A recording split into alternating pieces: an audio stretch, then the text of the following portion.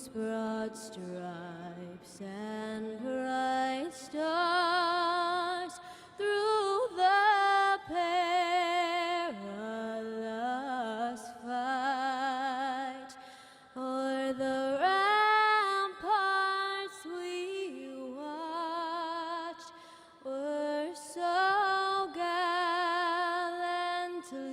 streaming, and the rocket's red glare, the bombs bursting in air, gave proof through the night that our flag was still there. Oh, say does that star-spangled banner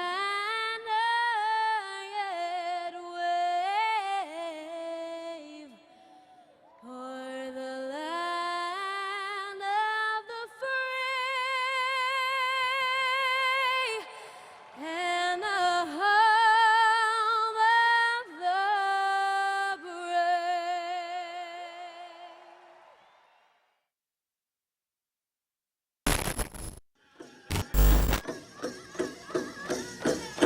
And today I'm proud to be making my first trip to Indian country as President of the United States. He has some kind of gas. People are being pepper sprayed. George, what are you spraying people with? I haven't sprayed anything, man. But what is that? The guy just makes me in the face right now. Dogs. Why are you letting her dog go after the protesters? It's covered in blood. It's really important for us to remember our history. Unless you're one of the first Americans, a Native American, you came from someplace else. Somebody brought you. We are protected, not protesters! This is for the water! This is for the land! We are Earth's army! We will not back down!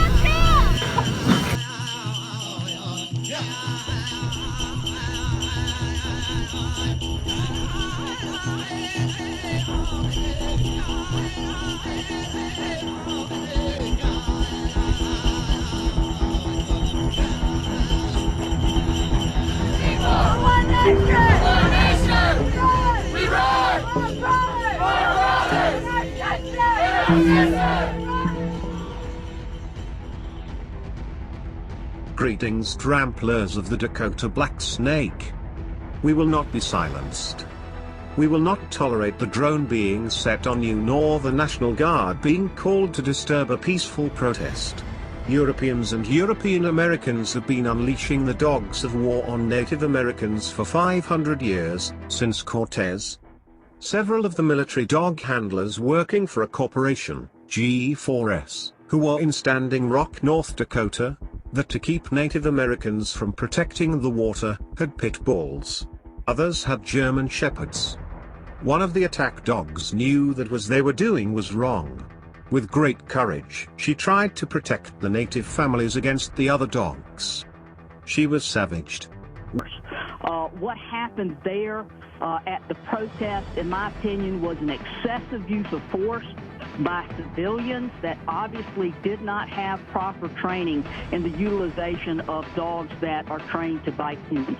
We interviewed one person after another who were bitten by dogs, and as one of the security was holding the dog, whose mouth and nose were dripping with blood, I said to her, "Your dog is biting protesters." She simply moved down the line, and the dog moved on to attack more of the Native Americans who were there.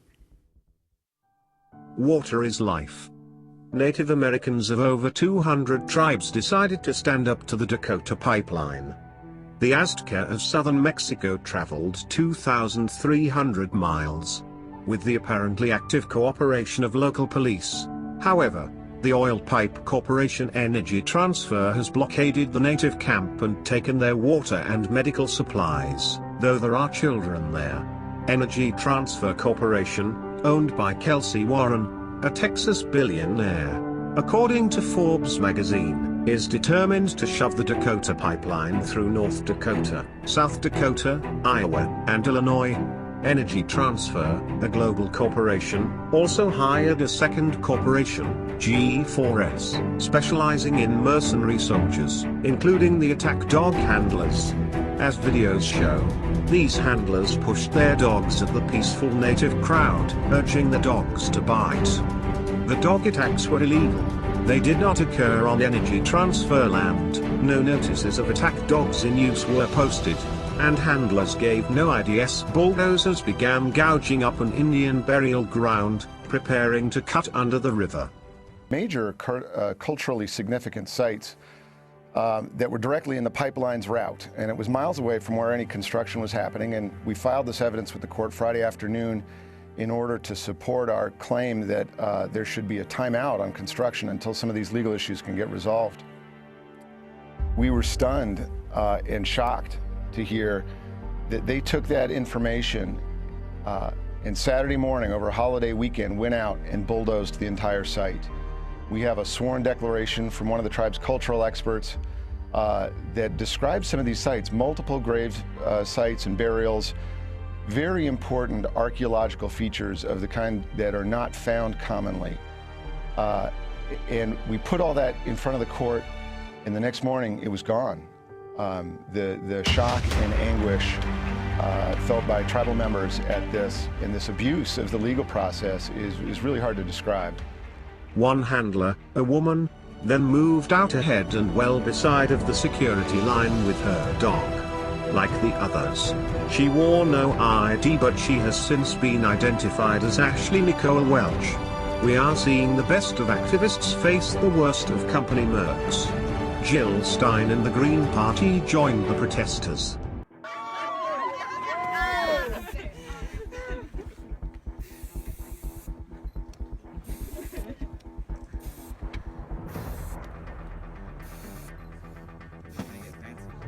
Looks like a snake! Yeah, it looks like the snake. The black snake of the Dakota Pipeline is like the travesty of Kent State.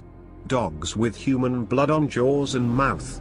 The fake book Algorithm Mafia got to the video explaining the rightful laws against the Dakota Pipeline.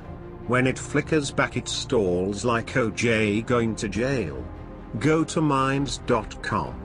For the revolution to cook up, we need to boycott these 38 banks exposed by US Uncut bankrolling the mercs. The revolution shall continue. We need to protect all rights, including the second under a libertarian Green Party. We should boycott the sponsors of the 2016 debate that does not let our candidates through. We cannot define ourselves by right and left. Run against big parties if by nothing than a not them platform. Corporate welfare must be stopped. The TPP must be stopped. People come before corporations. We have no presiding government for the people now. We're not protesters, we're water protectors. We are indigenous. We have been here since time immemorial. We are not protesters. I'm not violent. We are protectors. The term protesters as a colonized term for standing up for what's right.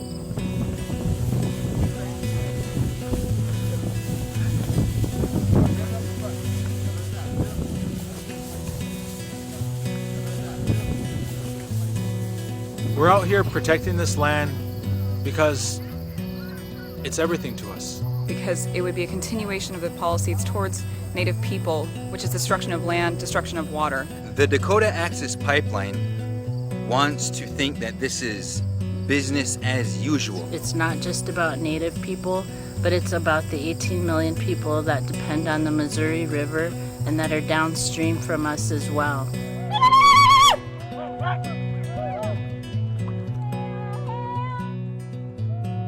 This isn't a pipeline. This is fossil fuel infrastructure for profits, not for the people. You can't guarantee that this pipeline's not going to break. You can't guarantee any of that. And we have to help stop it. It jeopardizes too many people's water. This is disrespect to our spirituality. Our language is founded upon the land. What we are trying to say is that America This is a wake-up call. It's just a part of the extractive economy, and it's a part of another aspect of the violence that we as indigenous peoples have been experiencing for over 500 years.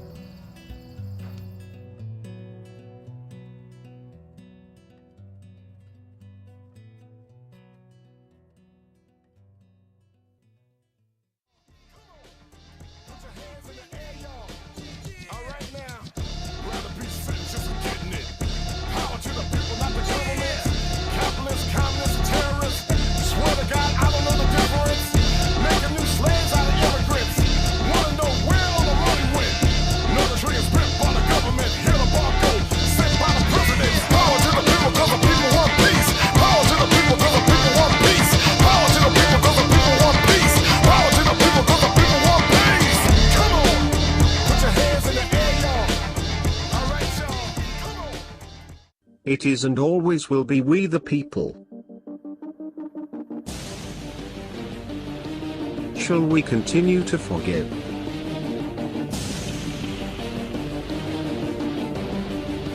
Shall we continue to forget?